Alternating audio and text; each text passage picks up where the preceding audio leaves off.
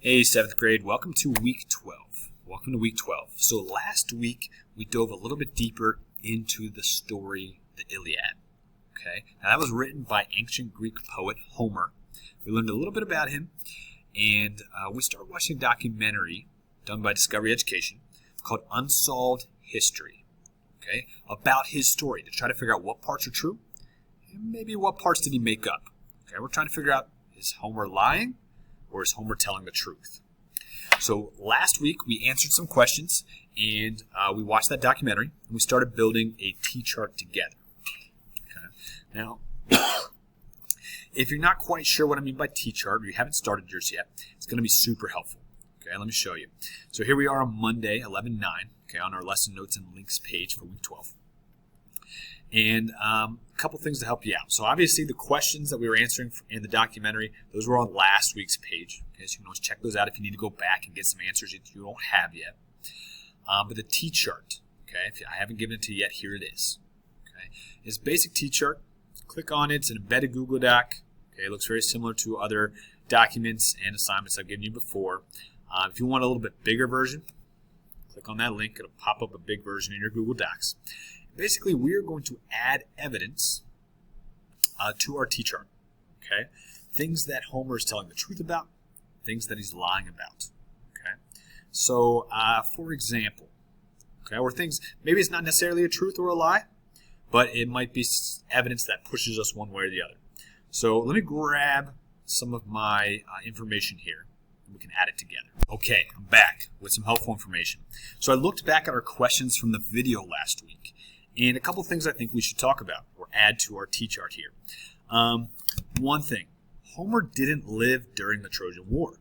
He didn't see it. He didn't know anybody who lived there or during that time. He came a lot later, hundreds of years later. Okay. Now, this doesn't mean he lied, okay, but he's not an eyewitness. So Homer is not an eyewitness. Lived several hundred years after the war, and that means that he heard the story from others. Now, it may still be true. You know, ancient cultures were a lot better at oral storytelling because they didn't have video, they didn't have pictures, they didn't have the internet to hold records forever, so they had to be better at telling stories. They had to be more accurate. But, as we know from class, or maybe you've played that game in elementary school called Whisper Down the Lane, when you tell a story to somebody, and they tell it to somebody, and they tell it to somebody, each time it gets told, sometimes little details switch. Sometimes they get twisted, they get turned. So, most people were kind of putting this towards the lie side. It doesn't prove that Homer's a liar, but if he hears about the story hundreds of years later, maybe he got some of the things wrong, maybe somebody else told him something wrong, so it could have gotten twisted. Okay. We also learned in the documentary that the armor and weaponry Homer described was bronze, and the historians in the documentary back that up. So it looks like when he talked about the weapons and the armor that he got that right. Okay. Let's see, question number 4 talked about the use of spears as being more popular than swords, at least that's what Homer said. And our military experts agreed with Homer that spears were used more often in ancient Greek warfare. And they would have been more effective. And we know that they backed that up and tested that using the pig carcass test. When they were practicing and the sword broke on the pig carcass, but the spear went right through it, and they were kind of trying to test it, and they said, you know what, the way Homer describes them using the weapons sounds accurate with what we know. Okay. Question number 5. Historians believe that the city of Troy that Homer was describing was a real city and was found in Turkey. The documentary talked about that guy Heinrich Schliemann. Let me make sure I spell this right. Heinrich Schliemann, an archaeologist, used Homer's book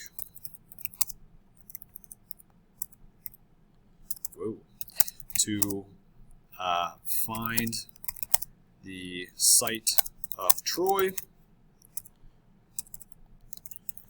And while there, dug to find 7 cities buried on that site. Okay, so using the geography, the landmarks in the book that Homer described, they were able to find ancient cities buried at that exact spot. Okay, so that looks good. That looks good. Okay. Let's see. Now, question number 7 says, why was Troy such an important location? Okay, why was Troy such an important location? Well, we learned that it was near the coast. Okay, so location, Troy was near the coast and good for trade, and taxing ships. Now, this doesn't mean there was no Princess Helen. That doesn't mean that the Greeks and Trojans didn't fight over a woman.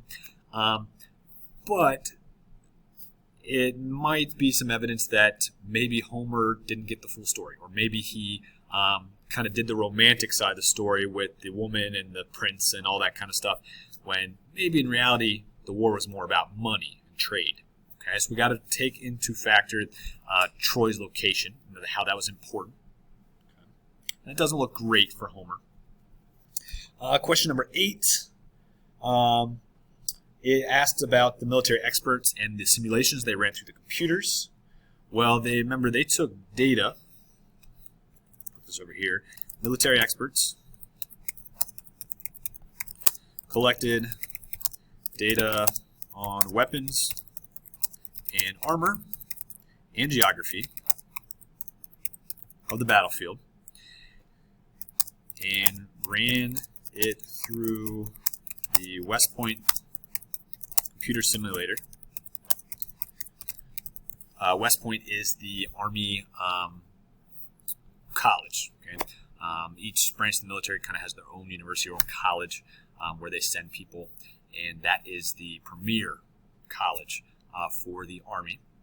And so they ran all this data through the computer simulator, and the simulations ended exactly like Homer described. They ended in a stalemate, a tie between the Greeks and the Trojans. Okay? And that's significant because that shows that, hey, at least when he's talking about the battles and the warfare, Homer knows what he's talking about. All right. So question number 9 asks about, hey, is the Trojan horse possible? Could they have built it? Could they have hidden it? We kind of saw 2 things. So we saw master craftsmen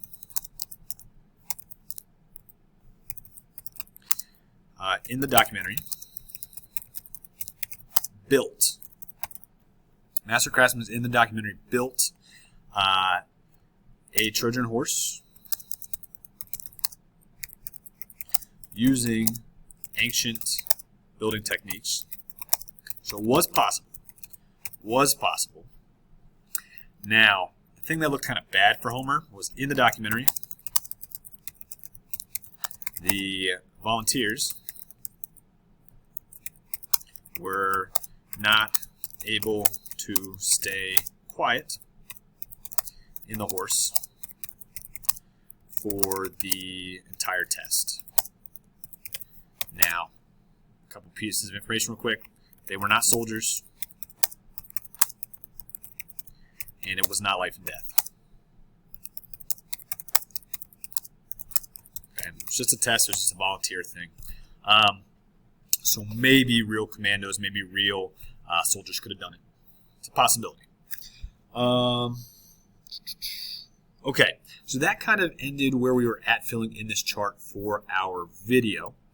Now, we did read an article together. I am going to post another video of me reading the article and then adding to this chart. Okay, reading the article and adding to this chart. Okay, so Stay tuned. Check out this next one. Fill in your chart as we go along. That way you have all the information you need to fill out your essay outline and then write a killer essay. Okay, so stay tuned.